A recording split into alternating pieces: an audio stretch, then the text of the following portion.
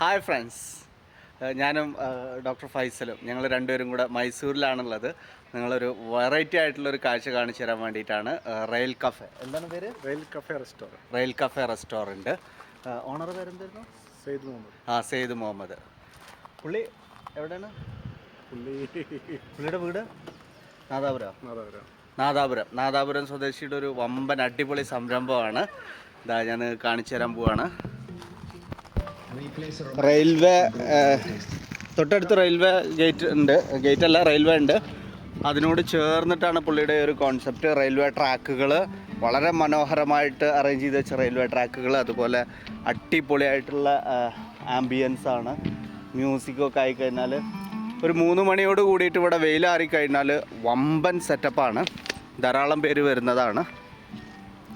So ഏകദേശം ഒരു 60-ഓളം പേർക്ക്, 100ഓളം പേർക്ക് ഇരിക്കാവുന്ന ഒരു സീറ്റിംഗ് ഉണ്ട്. അതുപോലെ ഹാളുണ്ട്, പാർട്ടി ഹാളുണ്ട്, എല്ലാ സൗകര്യങ്ങളും ഉണ്ട്. എൻ്റെ ഡിഫറെൻ്റ് ആയിട്ടുള്ളൊരു കോൺസെപ്റ്റാണ്. ഗൈസ്, വൺസ് നിങ്ങൾ മൈസൂർ വരുന്നുണ്ടെന്നുണ്ടെങ്കിൽ ഉറപ്പായിട്ടും വന്ന് കാണേണ്ട ഒരു സ്ഥലമാണിത്. Rail resto cafe. അതെ, ഒരു അടിപൊളി ആംബിയൻസാണ്. നോക്കൂ, എൻ്റെ ഒരു ഡിഫറെൻ്റ് എക്സ്പീരിയൻസ് ആയിരിക്കും. സൂപ്പറാണ്.